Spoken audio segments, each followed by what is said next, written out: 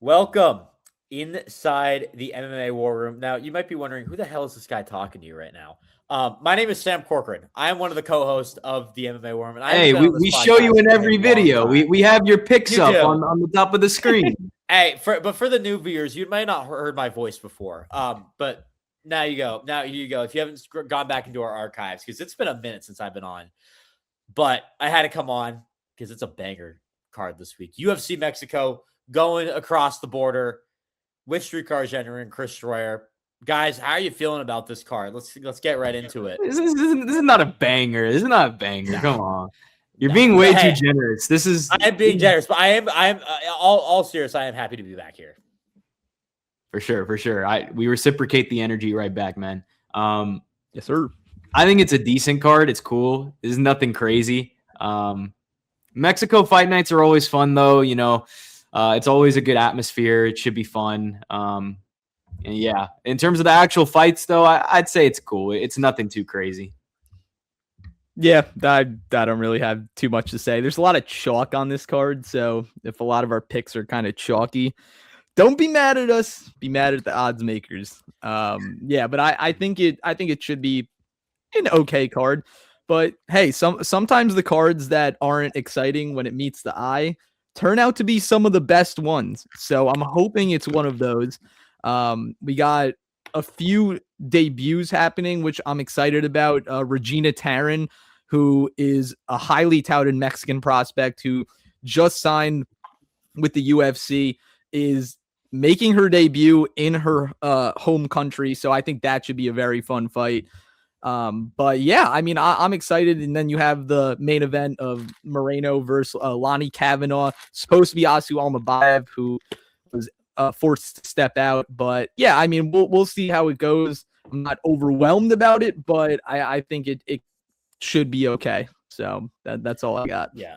I have some thoughts on some of the matchmaking, which we'll get into a little later. But let's just jump right into it.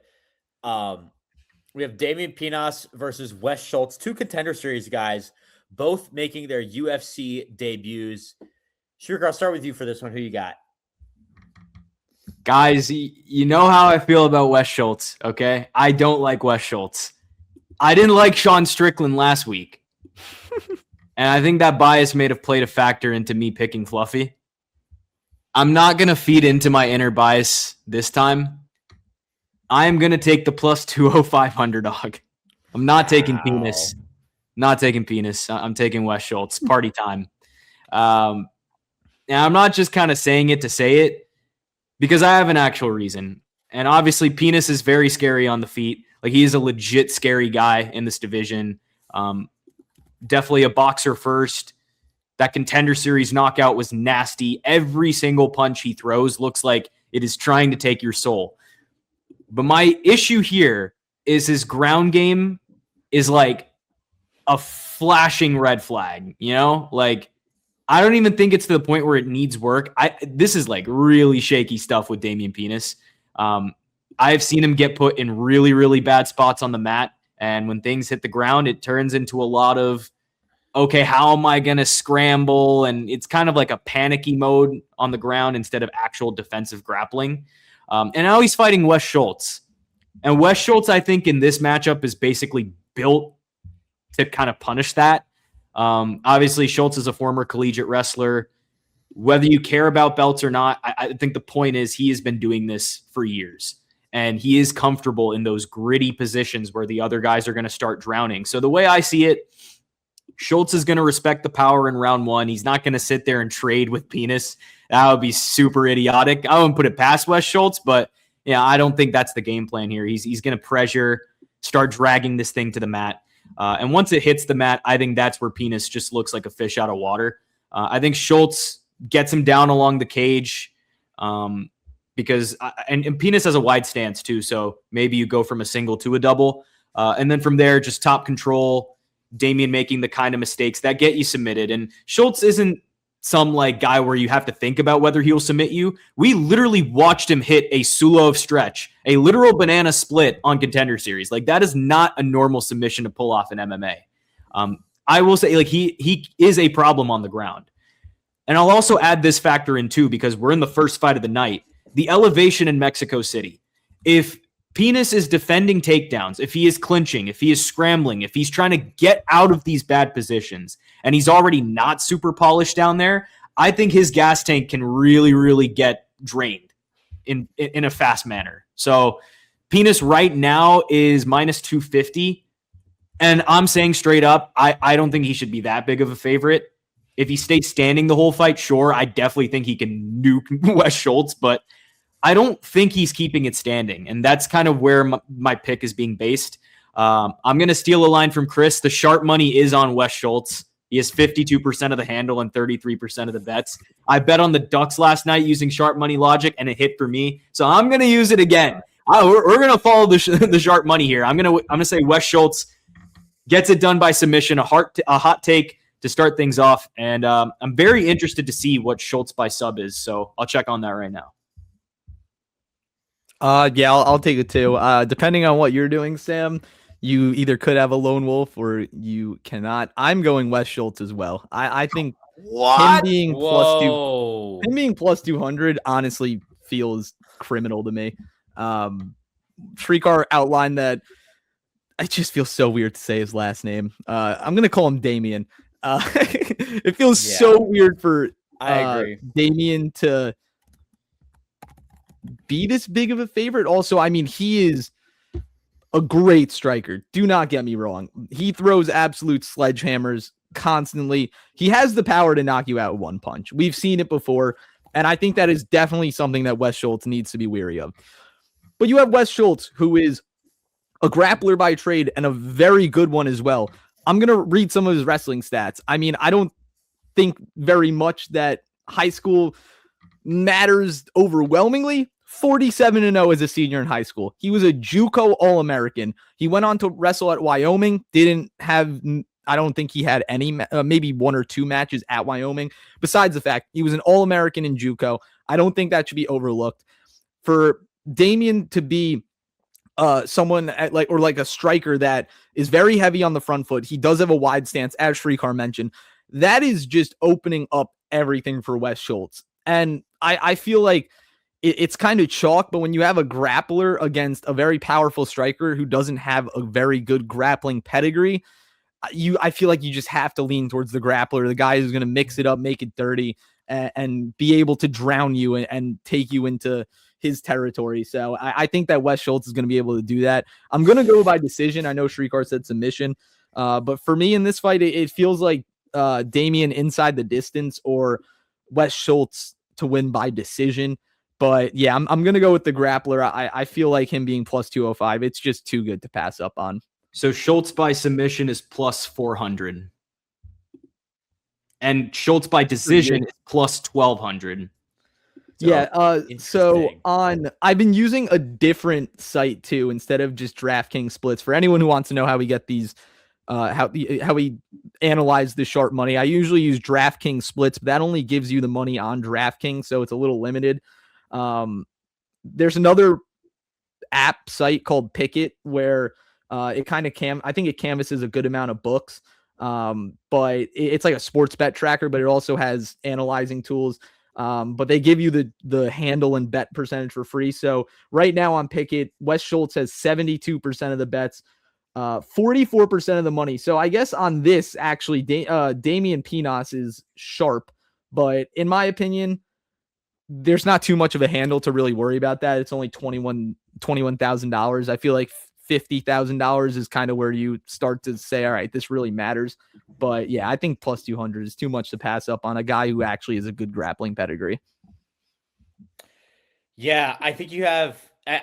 First of all, I think this fight will end before a decision. I think it's either going to be a Pinas knockout or a Schultz submission. It's going to be one of those two. I don't really see it going any other way because you have a terrible ground game from Pinas versus a okay striking game from Schultz, with a much better striker, if you put it that way, that Pinas is.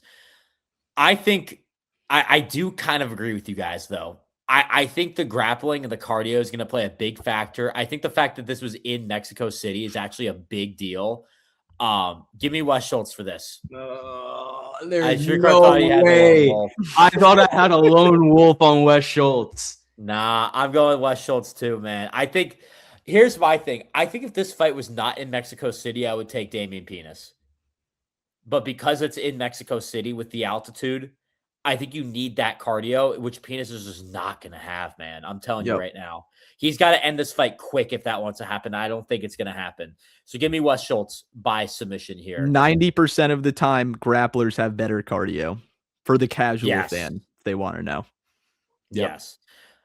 Erik Silva versus Francis Marshall.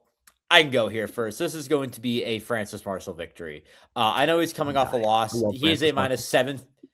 What? I love Francis Marshall. Yes, I know he's coming off a loss, but I mean, he is a -750 favorite. And I think that's absolutely the right call. I think he wins by decision. I think it's going to be unanimous decision. I think it's going to be I don't really see this being that entertaining of a fight. I'm going to be honest with you. But I'm going to go Francis Marshall by decision. Yeah, this is not competitive. Like, I'm sorry, y'all. This is Francis Marshall all day. I don't even know why this is booked. I think this is disrespectful to Francis. I completely agree. But I guess the UFC loves a good setup sometimes. So here we have one. With Erik Silva, it's just like, what are we hanging our hat on here? He's 0-2 in the UFC. He's older. Yeah, he has some tricks in the grappling, but it feels way more like he was built for jiu-jitsu rather than like MMA style grappling, especially on a real athlete like Francis Marshall, who is 26, and he's already been in gritty fights. He had that banger with Dylan Budka. I still think he got the short end of it against Myron Santos. And yes, Kris, robbery. Much more mad about that than I am, but we're all mad collectively. And Myron Santos is a real problem, by the way. So that loss has aged well. Marshall is the better wrestler. Honestly, he might just walk Silva down and just start cracking him. I could see Silva getting backed up and just getting mauled. I do think the finish comes, and I'm going to lean submission because once Marshall hurts him, I think everything opens up for him. So I'll say Francis Marshall gets it done by finish. If you want the sub prop, it's +100. But if you want to bet Francis Marshall by finish, it is -245. So DK definitely thinks that a finish is coming here, and I tend to agree. This is a lock of locks. I'm going with Francis Marshall. Yeah. There is no doubt in my mind that I'm taking Francis Marshall. For someone like Silva, I mean, Shrikar just mentioned it, a lot older. He's 38. Francis Marshall's 26. I actually think they have similar fight styles in terms of just very aggressive on the front foot, throw heavy bombs when they can, mix it up. Love their grappling, but Francis Marshall, he's just better in every department, if I'm being completely honest. Also, with Silva being 38, he hasn't fought in 2 years. He absolutely blew out his knee against Muhammad Naimov 2 years ago. So really, how is that going to affect him? I don't think it's going to affect him very well at this stage of his career. It was a pretty bad injury to come back from for anyone, and being 38 on top of that, there's not that much that you can really say to defend that. But yeah, I think Francis Marshall, he definitely got robbed against Myron Santos. I will never live that down. That was brutal for me.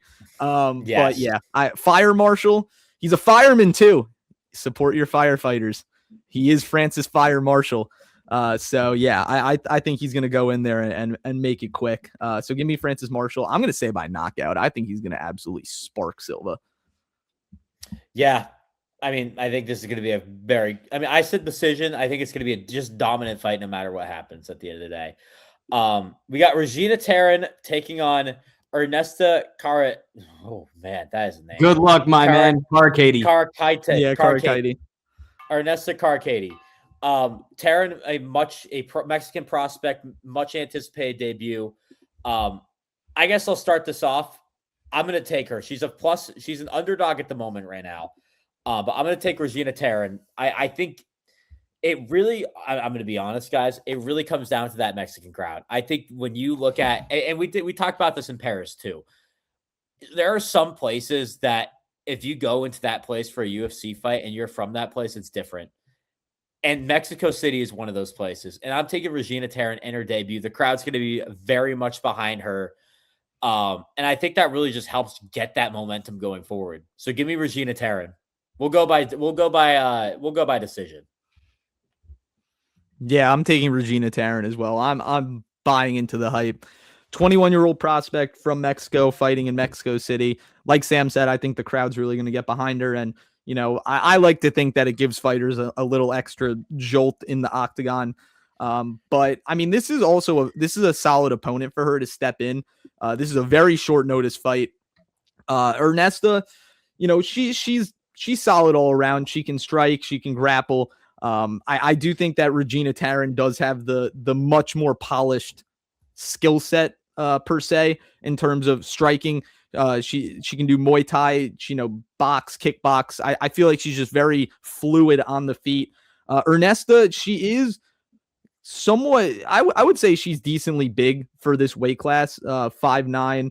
This is at a catch weight though, so it wouldn't be, I think this was originally, she is straw weight, correct? I think she is straw weight. Yes, I believe so. She might be flyweight. I think she's straw weight. I might be wrong about that. Regardless, I think that Ernesta, I think she'll have her moments in this fight, especially with Regina coming in with experience in MMA, but not the UFC experience and just having the big spotlight on her. I think that Ernesta, she could stifle Tarin a little bit in the striking game. But what I've seen from Tarin, very good striker. She's made a lot of improvements in her grappling game as well. She's very she's aggressive on the ground. She chases submissions. I think if Ernesta wants to make it a little dirty and really just shoot a lot of takedowns, that might actually benefit her. But I'm gonna take Tarin. I'm gonna ride the hot hand and the highly touted prospect. And I think this should be a fun one. This will be a fun debut. I think the crowd is going to be really loud for this fight. So first Mexican fighter of the night too. I will. Yeah, first Mexican fighter of the night, and especially a 21-year-old prospect. They're all going to get behind her. I'm excited for this one. Give me Regina Tarin by decision. I'm gonna actually hold out on this one. This is a good time to plug this in because if you go and follow our socials, you can get our final picks for the event on our Instagram at War Room MMA Pod. For right now, I'm going to take Ernesta just because she is the veteran in this fight. And if we look at so the percentage of bets is 50-50. Tarin has more of the handle, so I guess Tarin is sharp in this case. But I'm going to take Ernesta just because, I don't know, for being such a highly touted Mexican prospect, for Ernesta to still be nearly minus 200, I think that's saying something. It is a short notice fight. This could easily change. The only thing is I need to watch tape on Tarin. Like I have not seen anything on Regina Tarin, admittedly. So I'll go in and look into it. But for right now, I'm going to pick the vet. I'm going to pick Ernesta. But I was actually really excited for the original matchup because it was going to be Ernesta versus Sofia Montenegro. And that was going to be a scrap. But now we get Regina Tarin stepping in short notice. The over 2.5 is minus 345. So I do think this will go the distance. So I can give you guys that at least. But for right now, give me Ernesta. And I guess I'll half-heartedly take this lone wolf before maybe I change it. But we'll see. We get like half a wolf. We just play we'll get half a wolf for now. But once I do a little more film study, go follow our Instagram. Our final picks will be there. I'm not going to give you guys a half-ass breakdown without me actually knowing who a fighter is. So give me Ernesta for right now, just because I have seen her before. That is valid.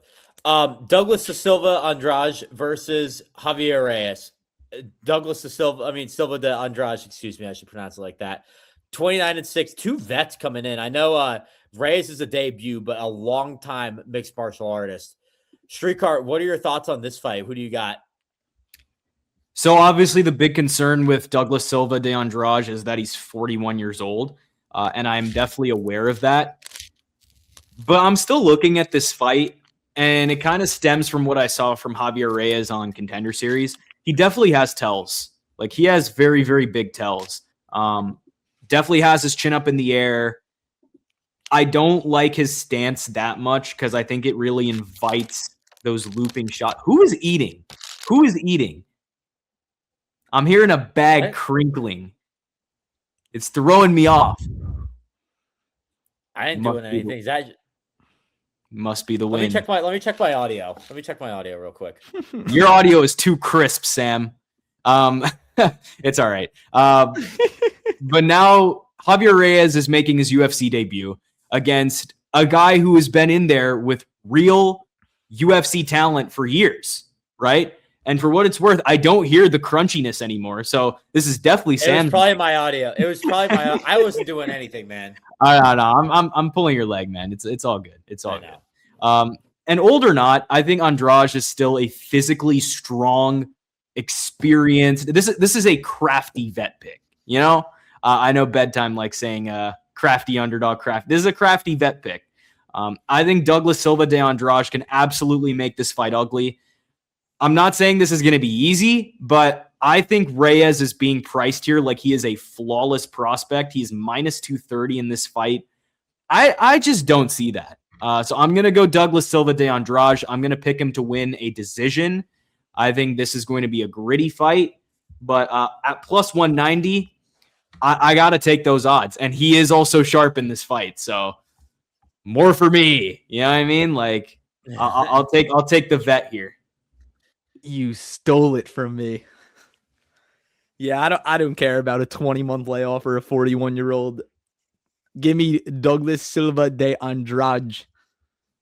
I think he's gonna win by knockout. Give me him by knockout. I think that Reyes is okay, and a heavy emphasis on okay. I mean, he's 22-5. He just fought on Contender Series. He's making his debut in the UFC after 27 professional fights. Or actually, does Contender Series count as a professional fight? It might. It doesn't count as a fight under the UFC banner, but it counts as one under the KO banner. So 26 professional fights. I really have not seen anything that makes him out to be impressive to me.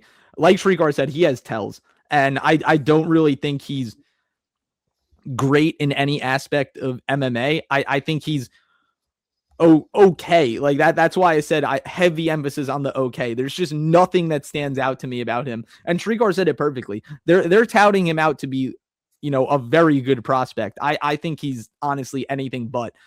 I think he might have the most fights for I guess we could call him I can't even call him a prospect. He has 27 pro fights.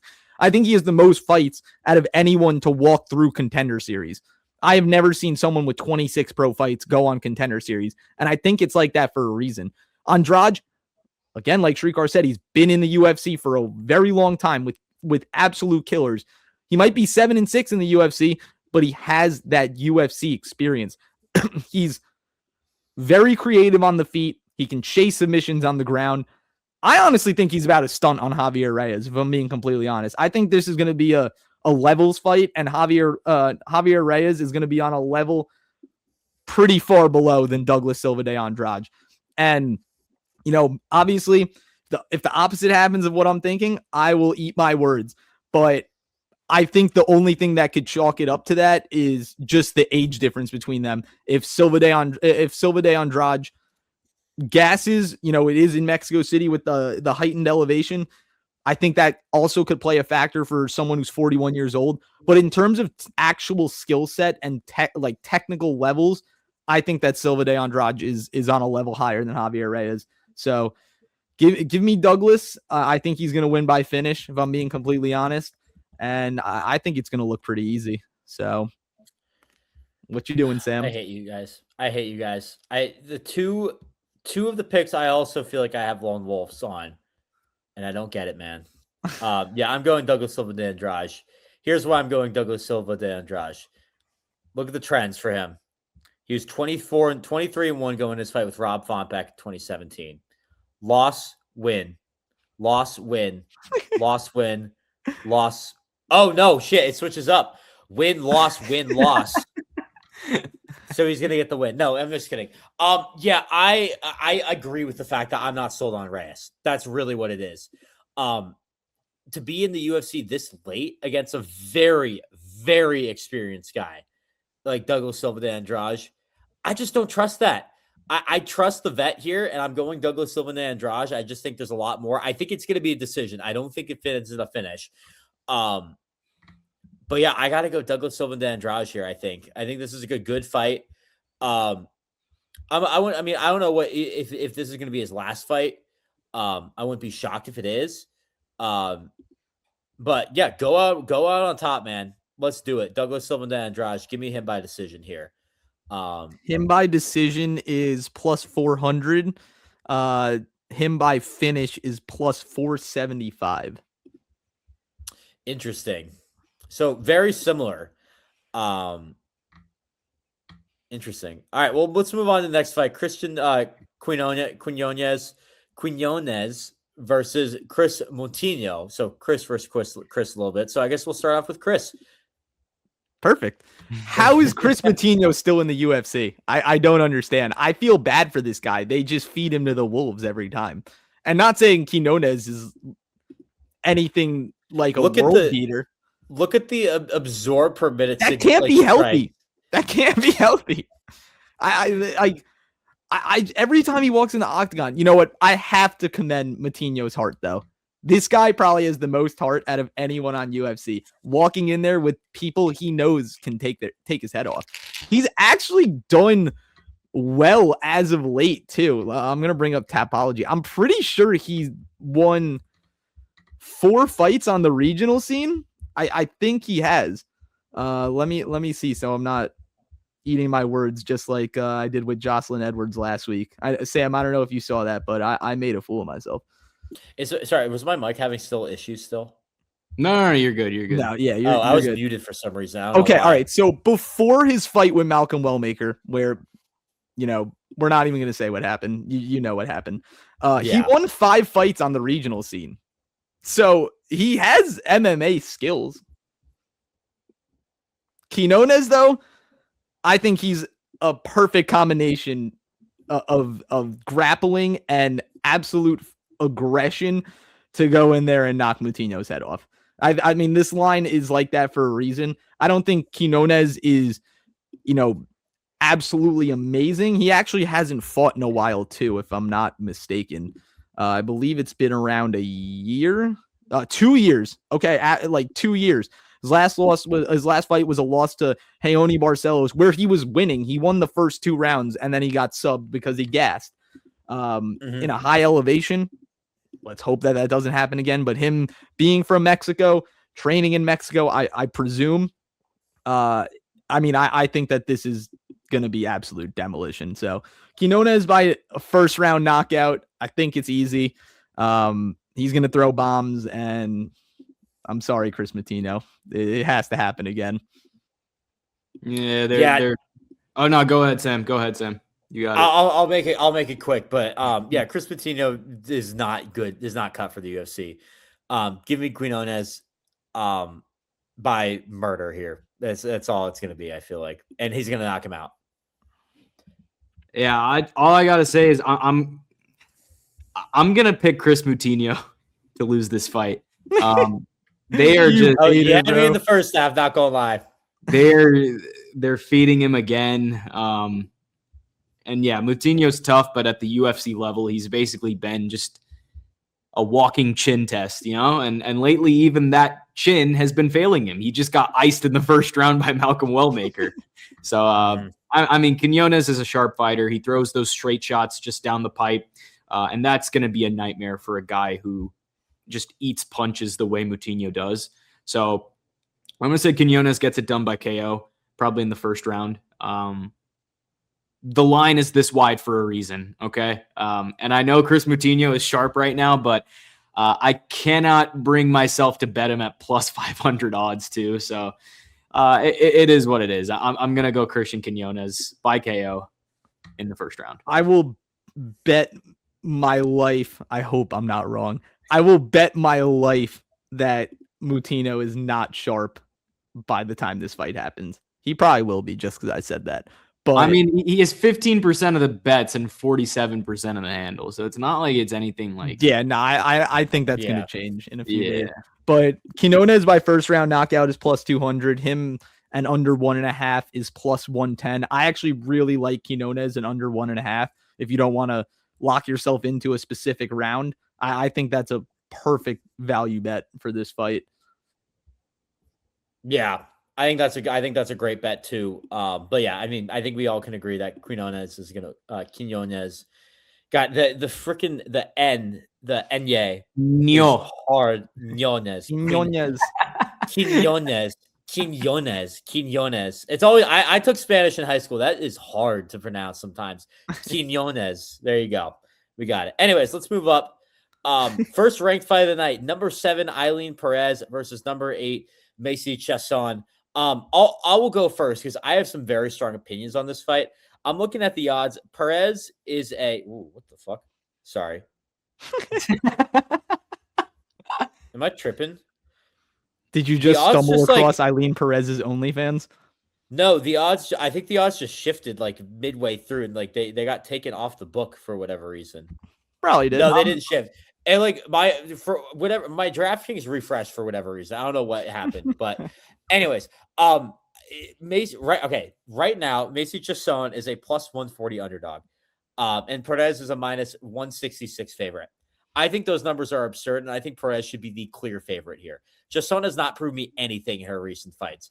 Perez is 12-2. She's coming off a great win. She's moving up the top of the bantamweight division very quickly. I think she gets a sub win over Macy Chiasson here. I think this is going to be a dominant fight, and she gets it done. I really don't see why this is being marketed as a close fight.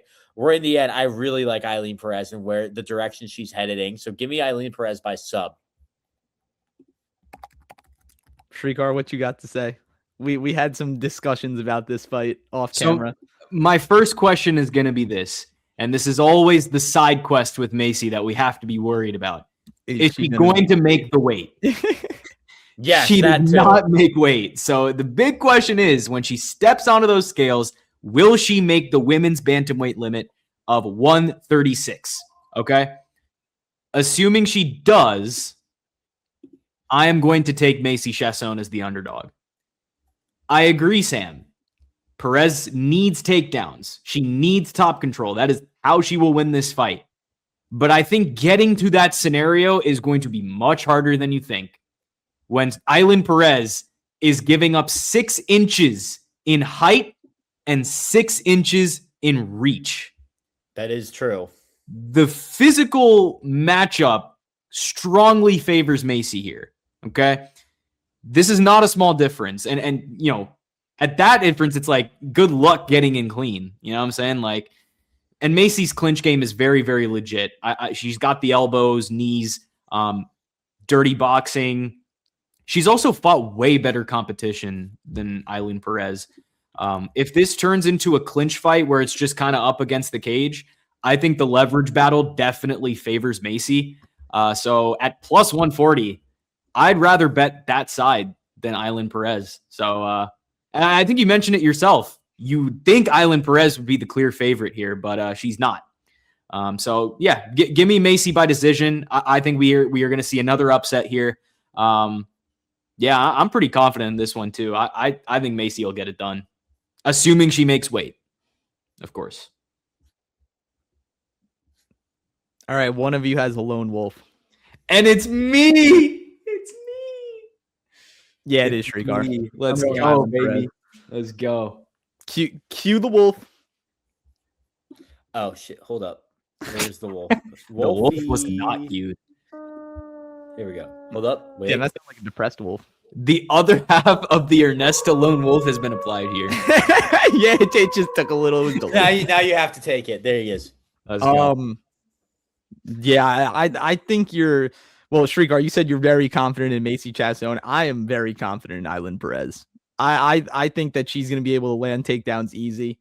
I know you said that the size advantage for Chiasson will play a part. I think it will play a part. I think that she's going to have success on the feet.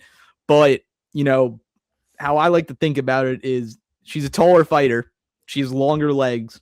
Longer legs means much more to grab onto for Ailin Perez, who's going to be shooting. She's going to make it dirty. I think she'll negate Macy's reach advantage. Also, go to the grappling tab right there, Sam. I saw it there, and I've been doing a little research. So Chiasson on surface level has a 72% takedown defense. Now, that looks very good. But you look at the amount of takedowns that people have shot on her and who has been shooting on her. The most takedowns shot on her in a fight was 4 by Mayra Bueno Santos. So Chris, I'll ask you, why do you think no one's shooting takedowns on her? Because she hasn't fought a good grappler. Or maybe because she has every single physical advantage against and all of her opponents. And it'll be the same story in this fight too. I mean, you could say, yeah, I guess, but like, I think that either one of us could be right. It's very pitter patter. Of course, but it's not like that's going to be the end all. It's like two sides of a coin. But I think the takedown defense is definitely justified. Like 72% is but it's 72%, but no one's shooting on her, and none of them are actually, solid grapplers who have accomplished what Ailin Perez has. She lands 4 takedowns a fight. I mean, I think that should be noted. And I think that Macy, she is obviously the better striker. And if it stays on the feet, then I think that she is the best chance to win. But I think Ailin is just going to be relentless in shooting these takedowns. And I think that that's going to be exposed. And I know that, people might not shoot on her very often, but no one really had the grappling pedigree of Ailin Perez. So the line was even when this fight was dropped, which is pretty insane to me. And now Ailin Perez has floated up to a solid favorite. I mean, I would say, no, I wouldn't say solid. She's a moderate favorite, because over -200 is where I would say it's a solid favorite. I think that, like I said, I think the longer the legs, the more for Ailin Perez to grab onto. And once she gets inside, that reach advantage for Macy disappears. It's harder for her to punch in the clinch than her just throwing straight jabs and hooks and crosses. I don't know. I think this is going to be pretty easy for Ailin Perez. So I'm going to go her by submission too. I think we see Macy finished, and she's been subbed before by worse grapplers.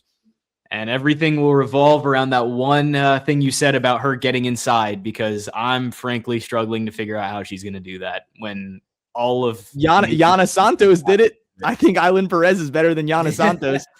Yeah. Is she though? I don't know. I think so. Hey, she's 12-2. She's on a heater. Ride the hot hand. So we get a lone wolf there. Guys, I got a prediction to make for the rest of the podcast. I think that's going to be the last lone wolf. I think it will be too. So let's get into these final 7 fights, which we believe that we will all agree on. Why don't we do this for every fight going forward? Why don't we say on 3 who do we think is going to win? Nah, I'm not doing that. I'm not doing that. You're not doing that? Oh, come on. That just ruins the element of suspense if I do go in a different direction, like with this fight. Oh. Man, well, Medina is trash, bro. Don't even try me with that.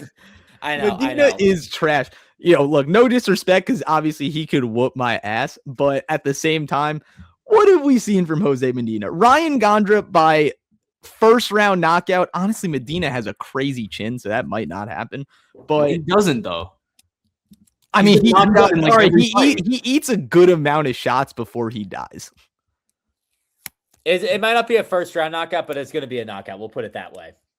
Yeah, Ryan Gandra by first round knockout. I was very impressed with Gandra on the Contender Series. Sorry, I kind of just took the lead on that, but I don't think there's too much to say. Medina has shown me nothing in the UFC. He has toughness and heart, but when your best attribute is toughness and heart, I don't think that makes you a very good fighter. So Ryan Gandra, solid forward pressure, heavy hitter.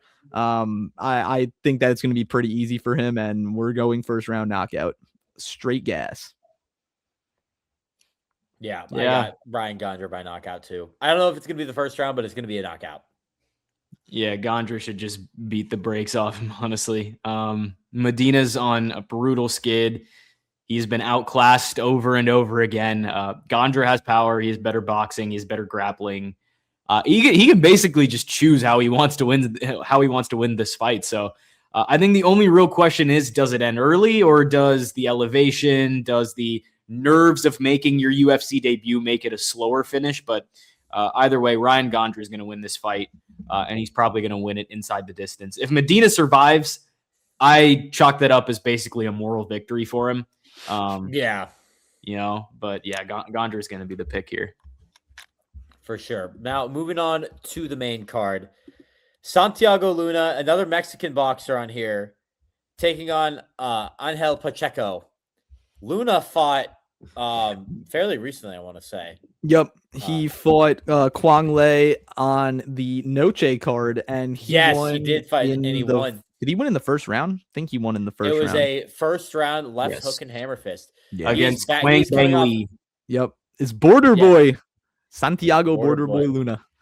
Yeah, he's coming off 2 first-round knockouts from San Diego, fighting out of Tijuana. And he's going to get another knockout here. I'll put it that way. I think another Mexican fighter, the crowd's going to be with him. 7-0. He stays 8-0, gets the knockout here over Angel Pacheco. Pacheco is also a great, I mean, you look at these stats. Look how much, Pacheco lands a lot. He also absorbs a lot, too. That's going to be the main issue. I think you have a more disciplined boxer in Santiago Luna, or disciplined striker, I should say. And I think that's really what gets Santiago Luna over the edge. So give me Luna by knockout. Yeah, Luna is a rocket. He's 21 years old. He's very explosive. He's not just a striker. I mean, he can grapple too. Pacheco is tough. He has some combos, but he's slower, and it feels like he's always fighting at a speed disadvantage. You know what I mean? Like, I just don't see how he holds up for 15 minutes eating the kind of shots that Santiago Luna throws. So I will also say Santiago Luna by KO. And he might be the first guy to actually put Angel Pacheco out. So there's your little tidbit on this fight. Yeah, I agree. Angel Pacheco is one tough customer. I think that he actually is a solid fighter. He hasn't fought in about 2 years, which I think might be a problem. But I was super impressed with Luna in that Noche win. I mean, he looked great. I think that he really has a lot going for him. And yeah, he's going to be the faster, crisper fighter in this fight. But Pacheco could surprise some people. He's tough, like we said, and Shrikar said he's never been put out before. So it might be a little bit harder for Luna than a lot of people might want to think. But I think that Luna, this might be the first time he's going to deal with a little bit of adversity. He's kind of just been running through everyone. So I think this is a good second fight for him, not kind of just to ease him into the UFC roster and not, put him in a little bit over his head. But yeah, Luna, he might spark him. And I honestly think he will. So I'm going to go Luna by knockout. I think it's plus 130 right now. All his props are, pretty solid. Him by submission is plus 200. I really don't see that happening. I'm only looking at KO and decision. Decision is plus 350. So that might be worth a little sprinkle because Pacheco, he's gritty and he's not going to make it easy for someone as raw as Luna, even though there's only a 3-fight discrepancy on their records. I think that Pacheco, he at least does have a little bit more experience. He's been in the UFC for, quite some time. So he's been adjusting with, just training in that type of environment. So I'm actually looking forward to this fight. I think this is a really good fight to open the main card. I think this will get people excited, especially having Luna from Mexico. And where does Angel Pacheco train out of? He's fighting out of the U.S. Oh, yeah, he's actually fighting. Oh, New England Cartel. Interesting. Okay. Yeah. The Rob Font crew. Yeah, so, or actually, New What England happened when Cartel. Rob Was that Font went Rob into Font? Mexico the last time? Cater Font. Yeah, it's Cater and Oh, Font. that I was thought it was that was Militia not for some Mexico, reason. Yeah, but I'm excited for this fight. Great fight to open the main card. I would tell people to tune in for this one. I agree. I think it's going to be a good fight. I don't think it'll be necessarily close, but I think it will be a competitive fight at the end of the day. And I think Luna will win decisively, however. Moving on. Oh, this is a tough one. Imanol Rodriguez versus Kevin Borjas. Borjas, I mean, he once a highly touted prospect, I feel like. He's coming off a loss, which is the big thing. And that's why he's a huge underdog. Shrikar, I'll start with you right now. What do you think about this one? Yeah, man. Imanol is the real deal. He's got hands. He mixes it together in a way that really makes people panic. Borjas is definitely a clean striker, but I think this is the fight where Imanol fights smart. You know, he uses the pressure boxing that he already showed in his Contender Series fight, and he turns it into takedowns. He can definitely wear down Borjas, just work from top. And again, we'll mention it, the elevation. At elevation, I think that wrestling grind becomes even nastier. So I'm actually going to say Imanol Rodriguez wins this by submission. And I think he'll do it in the second round. I think he is going to completely wear out Kevin Borjas.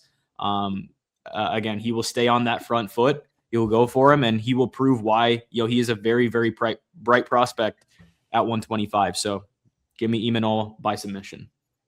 So I'll jump in here. I'm also taking Imanol. I just want to bring it up for you guys. Just rub it in a little bit. The last time Kevin Borjas was in a card, I lone wolfed Sumaderji, and he lost. And Sumaderji won that fight. So did it help you win picks that year? It did not. But hey, you know what? A win is a win. At the end of the day, I'm taking my lone wolves. I'm running with my lone wolves. It works out. Anyways, yeah, I'm going Imanol though. He is the real deal. I completely agree with you, Shrikar. I think he gets a knockout. I'm not 100% sure about submission. I think this is a fight that's going to stay on the feet, and that's more just who these people are at the end of the day. So give me Imanol Rodriguez by probably more of a TKO than knockout, but we'll go TKO / knockout. Breaking news on the War Room while we are filming predictions. Dana White is announcing fights tomorrow. So 327 main event is getting announced tomorrow, fellas. Let's Finally. go. About damn time. What was is that per the UFC? Yes. Is it an Instagram live? He didn't do that for he is an Instagram live. Nice. He didn't do that for 326. So by the time y'all see this, we will probably know what the 327 main event is. So I'll drop my quick prediction. I think it will be Yuri versus Olberg. It will be a light heavyweight title fight. We know that. So there you go. There's your little extra for this video because we just got this live while we're recording. Do we think 328 gets announced? No. Probably not. We don't even know where it is yet. We don't even know where it is. Okay. It will be interesting. Anyways. Interesting. Yeah, no, it'll be Yuri versus Olberg. If it's Hamzat, I'm going to be pissed. But yeah, we'll see. I'm Kevin Borjas. Why do you always do this to me? I can't pick him again, man. Watch us all pick. We're all picking Imanol and watch Borjas just win because he does. If Borjas wins, I'll be happy. I like Kevin Borjas. I mean, his last fight against Sumu Derji, which Sam mentioned, that was not the Kevin Borjas that I know. I mean, he just could not get going at all. Very timid, very scared. And this is a guy that just likes to go in and throw haymakers. He likes to brawl. But with Imanol, I think Shrikar said it, he mixes up everything beautifully. I'm actually so happy that after Imanol lost on the Ultimate Fighter that they brought him in for the Contender Series and gave him another shot. I mean, I don't think that they were going to, stiff him, but Imanol is a very good prospect. He's small, but he is a dog. He is super scrappy, great wrestling, and he's not afraid to mix it up. He throws hands, man. He throws haymakers, but I think that this will be a good fight for him. I mean, Borjas is pretty much the same size. I think Borjas has a little bit of a reach advantage, but Imanol doesn't really give you anything to cling on to. He has a very compact stance. He keeps his chin tucked, so you can't really get to it. And he's just very fluid. I mean, he can fight wherever he can.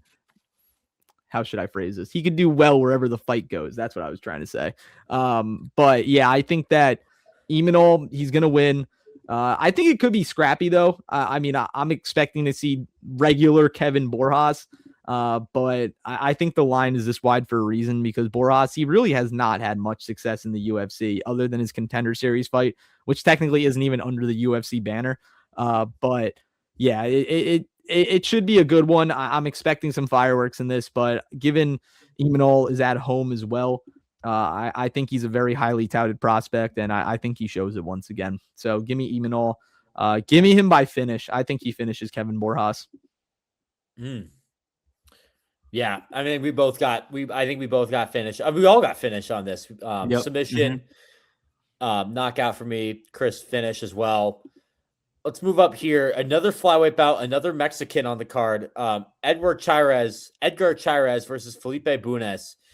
Cháirez coming off a win, Bunes coming off a loss. Kris, what you got for this one? I'll start with you. You know, I hate going chalk. It feels so stupid. I know. I'm gonna go Edgar Cháirez. You know, he also, I don't believe he's fought. Well, actually, he fought on the Noche card, right? I'm pretty sure he did. Let me check. Not sure. Yeah, Oh no, he didn't. He did not fight on the Noche card. He actually fought on the last Moreno card. When Moreno fought Urseg. Was that the one that was also in Mexico City, I believe, right? Yeah, it was. He sub CJ Vergara. But you know, you look at the guys he's lost to. I mean, two guys that you probably never heard of. I've never heard of them. Axel Osuna and Alberto Trujillo. Excuse me. That was in a South American promotion or Central American promotion. But then you look a little higher up, Jesus Aguilar. I'm a big fan of Jesus Aguilar. I think he's very good. Clayton Carpenter on Contender Series, who's okay. And then Tatsuro Taira and Josh Van in the UFC. I mean, those are pretty good losses, I would say. So I think Cháirez, he has the Mexican fighting spirit. He's down to scrap. He's down to throw bombs. He'll sit in the pocket with you and really just tee off. He also has a good sub game as well. Bunes, in his last fight, he fought Rafael Estevam, and he was laid on for more than 10 minutes. He was not able to, really get anything going in the grappling department, even defend himself. So yeah, I think that this pick is pretty clear cut. I'm going to go Cháirez. I think he gets the finish here, and I think he makes it look pretty easy at home.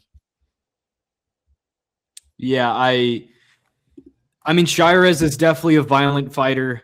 He is improving. Bunes is dangerous with submissions, but he's also kind of a one-trick pony, and we have seen him get handled when he can't force that game on his opponent. But Cháirez has the kind of pressure and that mean streak that makes a guy like Bunes uncomfortable fast. And I definitely trust Cháirez's submission defense way more than I trust Bunes surviving the striking. So I'm going to pick Edgar Cháirez. I think he gets it done by finish. Potentially could see like a club and sub scenario here where Cháirez knocks down Bunes and then just wraps up something. But yeah, I'll keep it short here. Give me Edgar by finish. I'm also going Edgar, but oh my God, Edgar by finish here.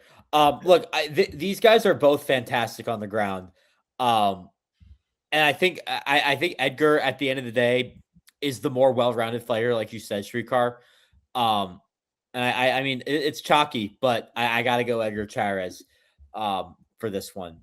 Moving on to lightweight, and speaking of chalk, Daniel Zellhuber versus King Green. Yeah, Zellhuber is going to destroy King Green, I fear. Look, I know he's coming off a loss, but King Green is just like, I at this point, this is a gatekeeper fight, and Zellhuber, I think, is arguably past the gatekeeper level. I think he gets this one done. I think he finishes King Green. Give me a knockout for Zellhuber. I like this a lot for him. And I mean, he's beat some pretty good fighters as well in this past. So give me Zellhuber by knockout for this one. I'll keep it quick. I'm gonna take Zellhuber, but I don't think this is as easy as everyone's kind of making it out to be. It's not. It's just like I believe in Zellhuber, I will say, like a big time. I don't like Bobby Green. I hope he loses. Like, I just don't. There's some fighters I dislike, and Bobby Green just happens to be one of them. But yeah, I obviously Zellhuber's best weapons are his kicks, the body kicks, the head kicks, what he does from range. And Bobby Green tends to keep his hands low. So he's always kind of flirting with disaster against a guy with, great kicks, So I think the big question is in this fight is, does Zellhuber actually pull the trigger enough to finish? Because sometimes he doesn't. I would argue he didn't against MJ, and that ultimately did him in. But still, I think he outstrikes Bobby Green and wins this. So yeah, I'll take Zell Huber. If he does knock out Bobby Green, I think it's going to be by head kick. I think it'll be a head kick KO. Again, with the hands low, Hoofy did it to him. I think Zell Huber can as well with how good his kicks are. But yeah, give me. I think a decision is very possible here as well. Bobby Green could definitely survive all 3 rounds and take this to the distance. But I'm going to go with Daniel Zell Huber to win. I've contemplated on this fight for a very long time. Oh, Thinking about what Daniel Zell Huber we're going to get. Are we going to get the one that fought That is a Esteban good question. Ribovics? Say it again. that is a good question, if we're being honest. Like, that's my one concern. And I think Zell Huber is the better fighter. Sorry to cut you off. I think he absolutely is the better fighter here. But it's not like we need to get the good Daniel Zell Huber version, Yeah, Which we have that's not what I'm seen saying. in it. Are we going to get the one that fought Esteban Ribovics? And even though he lost that fight, he was willing to stand there and trade until the lights went out in that building. Or are we going to get the one who fought Michael Johnson, where he was very timid and very scared to just unleash the ability that we know he has? I'm taking King Green, man. I think that this is a Wow. good spot. And he said King Green. Oh, that hurt. I know. I said I would never call him Bobby. Oh, I actually wait. Bobby Green. Yeah, wait. What? King Green? Why did Wow, King Green is crazy. I think he might be the king after this fight. Yeah, Don't even. it feels so stupid. Like this pick feels criminal to me, but at the same time, I feel like Bobby Green has the style to really frustrate Daniel Zell Huber. Not by being better, but just the way he fights. Because if he is able to stay out of the kill shot punches that Zell Huber's able to land and just the crisp boxing, I mean, that's very frustrating, especially what happened in his last fight. It might make him do some things that are a little bit out of the ordinary for Zell Huber. And even though Bobby Green does keep his hands low, obviously Shrikar mentioned it, and I could see that happening. The kicks, he leaves himself very exposed. He's just honestly too confident sometimes. But I just feel like he could stifle Zell Huber. And if he does, man, minus 500 might be the death touch to Daniel Zell Huber. Whenever he's a big favorite, he just might be an auto fade. So yeah, I wouldn't be surprised if I change my pick, but right now I kind of feel confident in Bobby Green. I don't know why. It's just a really weird feeling. And I hate that I'm picking him, but I don't blame you. I honestly give me like Bobby I Green. I don't blame this pick. I know Zell Huber is a massive favorite, but it's a gatekeeper. With respect, Bobby Green is a solid gatekeeper, has been for many years now. I don't hate the Bobby Green pick. I can't lie. I'm stick with my gut with Zell Huber, but we'll see what happens. This is a banger right here. Marlon Vera versus David Martinez. Shrieker, you want to start this one off? Oh, yes, I do. Oh, yes, I do, Sam. So our original plans, we were going to drop a video solely on David Martinez because I think this is the most interesting fight on the card. And I'm looking forward to this more than the main event, frankly. So, and no disrespect to Brandon Moreno, too. I mean, his fights are always fun. It's always a big deal when Brandon Moreno's fighting. And it definitely, the matchup matters in terms of flyweight. But I think David Martinez is a future champ. I really do. I've been high on this guy for a long time. I think he's that guy. And sometimes I really don't even think you have to overcomplicate it. He beat Rob Font on 2 weeks' notice in his second UFC fight. You know what I mean? Like, I think that should just tell you everything. This is not normal. This is not anything lucky. Like, he belongs at the top. And across 3 fights under TKO, including his Contender Series appearance, he hasn't just looked good. I think he's looked like someone who's extremely mature. He already understands the concepts of high-level MMA in a way that most prospects don't. I love what I'm seeing on tape. I think the record will soon follow. He just controls fights. He dictates range. He sets the pace. He messes with your timing. He is a very, very good counter striker. He does a lot of damage. He invites whoever he fights to overextend and then just makes him pay for it. And he has such a nasty arsenal. Honestly, he kind of reminds me of like a 135 Fiziev, honestly. Like the way that he fights and uses all 8 limbs. He's got a great flair about him. He knows when to press. He knows when to bait. And he is 27 years old. He has got time. He's fast. He's explosive. He is strong. He's got the gas tank to keep that style sharp for 3 rounds, maybe 5 down the line. And with the matchup, I think Chito Vera is about as favorable as it gets inside the bantamweight top 10 for him. I think it's the easiest matchup they could have gave him. Chito is obviously tough. He's durable, dangerous in that 3rd round. But historically, I think he struggles with guys who are quicker than him and who can push a pace deep into the fight. And stylistically, I think this is rough for Chito. He is a counter striker who likes to, kind of give it up and go second. Martinez is a better counter striker. And even worse for Chito, Martinez can beat you to the exchange and with the follow-up.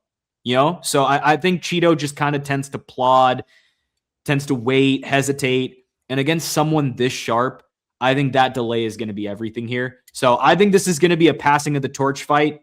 So, I'm taking David Martinez.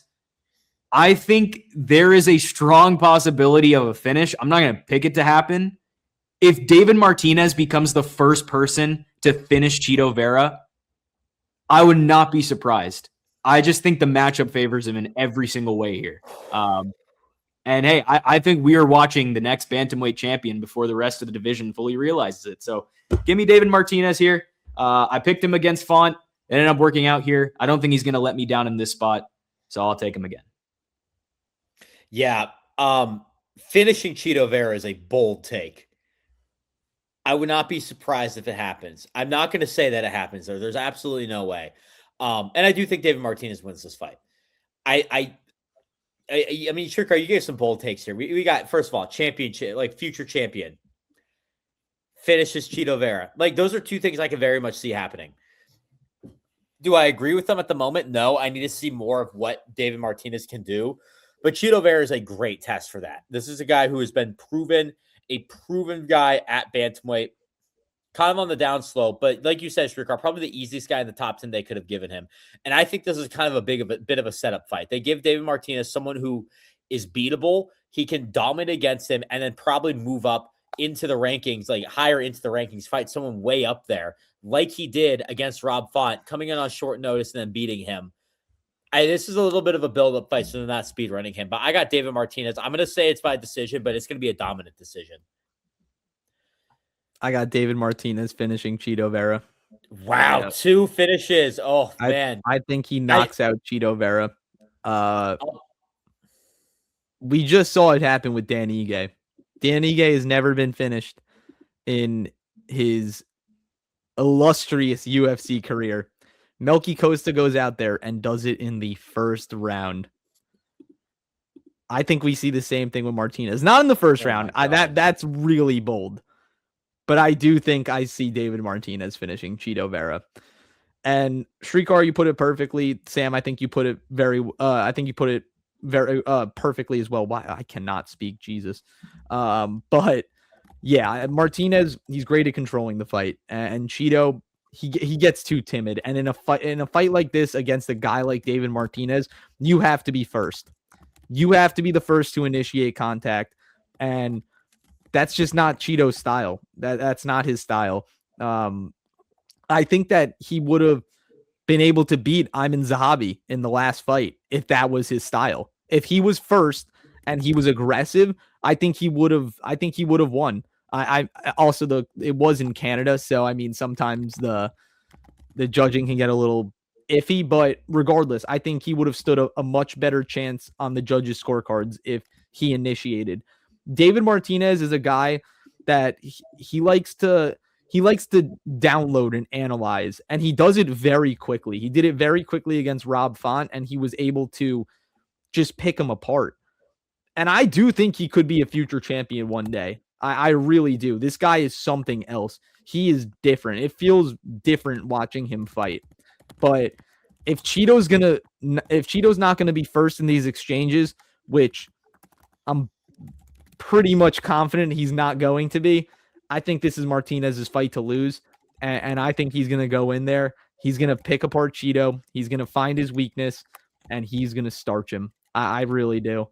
I'm gonna say David Martinez does it in the second round. I think he takes the first round to analyze a little bit, really lay some groundwork on Cheeto. Second round, I think it's clips.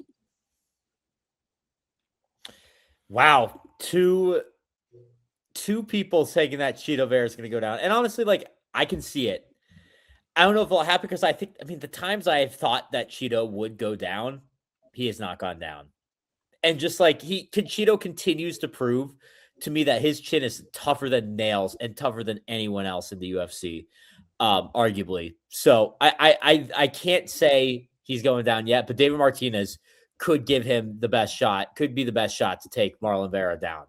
And Martinez by KO is plus 650. Him by decision is minus 225.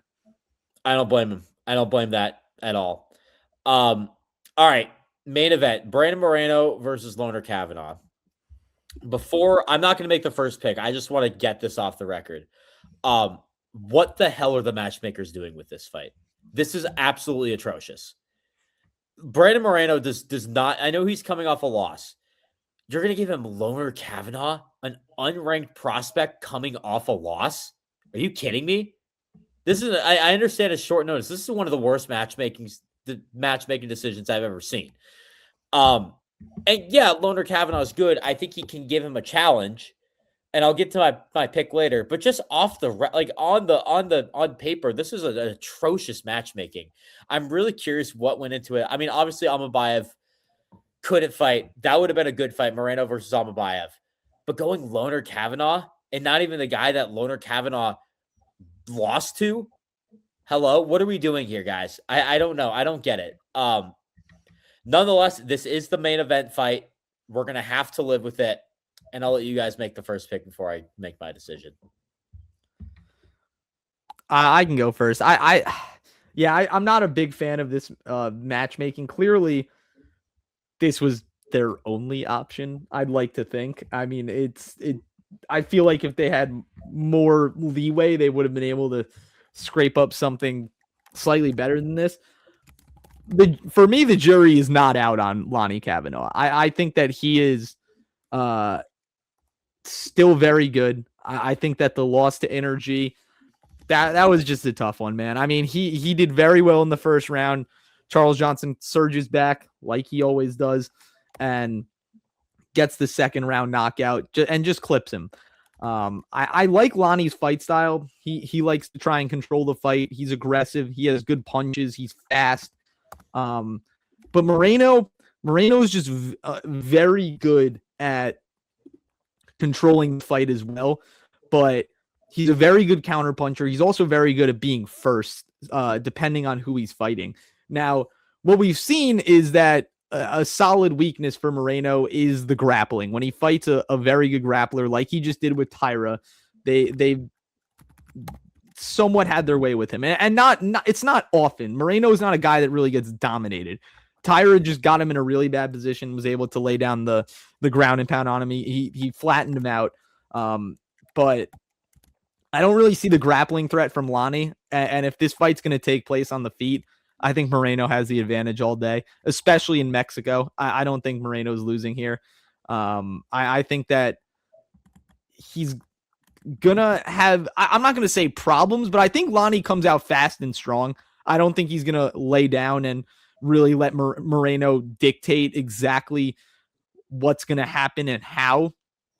But I feel like this is a good spot for Moreno to bounce back, and also for Lonnie Kavanaugh. I mean, if I'm being completely honest, these odds scare me, man. Moreno only minus 200 against a short notice Lonnie Kavanaugh, who one isn't even ranked, two just got knocked out. That I'm being so serious, dude. That is screaming trap to me. That is screaming trap. And I'm going to be the fish and jump right into the trap. But Yeah, I'm going to take Brandon Moreno. I think he finishes this fight, if I'm being completely honest. I mean, it's good experience for Lonnie being in his first. Ooh, excuse me, I got a frog in my throat. I think this is a good experience for Lonnie being in his first 5-round fight. I think it's too soon, though, if I'm being completely honest. So give me Moreno by finish. Honestly, maybe sub. I think he could sub Lone'er Kavanaugh. So that's it. Yeah, I gotta go Brandon Moreno, and I also think he finishes Lone'er Kavanaugh. Kavanaugh is a beautiful striker. Seriously, we look at the kicks, the timing, the technique. It is definitely all there. But the problem is, and it's been a common theme throughout this video, it's the gas tank. He gassed hard against Charles Johnson. And now we're doing 5 rounds, Mexico City elevation on short notice against a former champ who can push the pace on you and wrestle. It's just a nightmare setup for him. So I think Kavanaugh is live in round 1 because I think that round is the one where it could be sketchy, but Moreno is durable. I think once we hit round 2 and that pace really starts going, Moreno is going to mix in takedowns, turn this into a grind. So I will actually go. Kris was kind of alluding to it, but I'm going to say Brandon Moreno wins by submission. And I think he's going to do it in rounds 2 or 3. Again, the pace will be the deciding factor in this one. I think Moreno just will manage to push the pace on Lone'er Kavanaugh that he is not going to be ready for. So, yeah, give me Moreno by sub. Yeah, Moreno by sub. I kind of hinted at what the hell is this matchmaking. And yeah, I mean, I think Moreno gets a sub. I think Lonnie can give him a challenge. I just think it's just not the time, man. I think I know, and I understand it's short notice, but really, Lone'er Kavanaugh is the one guy you can find. At the time, he was still in the rankings, and then for some reason, he dropped out like a few days before the fight. So I know. It's definitely a shock, though. That they I know. It's definitely a shock. Well, even like Charles Johnson could have fought. No, he wasn't cleared to fight. Yeah, I forgot he lost to Alex Perez. I forgot he lost to Alex Perez. I did forget about that. So yeah, I guess it makes sense. But anyways, I don't know. I'm not a fan of it. But UFC Mexico City, guys. I mean, it's a chalky card. We only had 3 lone wolves, 2.5, I guess. Mm-hmm. But Mexico City's always brings the fire. This is going to be a fun environment. I'm excited to see what happens. We have a pay-per-view next week too, guys. I'm excited for that. Make sure to follow the social channels down below. Keep you posted for that. There's a great chance I will not be on the pay-per-view preview. Unfortunately, we'll see. But you know, my picks will be on the episode. My picks will be tweeted. My picks will be posted on Instagram. So we will keep you posted. These two will hold the fort down. I mean, the best in the business right here. So anyways, any final thoughts, guys, before we sign off? Should be a decent card. Again, my thoughts really haven't changed at all. I think the UFC is putting guys in position that they really want to raise up. You look at David Martinez, Santiago Luna, Kavanaugh. A lot of setups here. All right. A lot of setups. And as you mentioned with Lone'er Kavanaugh, they want to get Brandon Moreno a win in Mexico City. I think they've done a decent enough job of trying to do that for him. So overall should be a big setup card, I should say, but overall pretty cool. Yeah, I think it'll be cool. I'm excited for some of the debuts. And my final 2 thoughts are Jocelyn Edwards is in no way related to Leon and Fabian Edwards, and his name is Bobby Green, not King Green. Bobby Green. I didn't say King Green at all today until just now. I did. I can't believe I said that. I said on the podcast. Actually, no, I definitely said King Green. I definitely said King Green when introducing the fight. But anyways, guys, thank you all so much for watching. We will see you guys for the recap. Enjoy fights.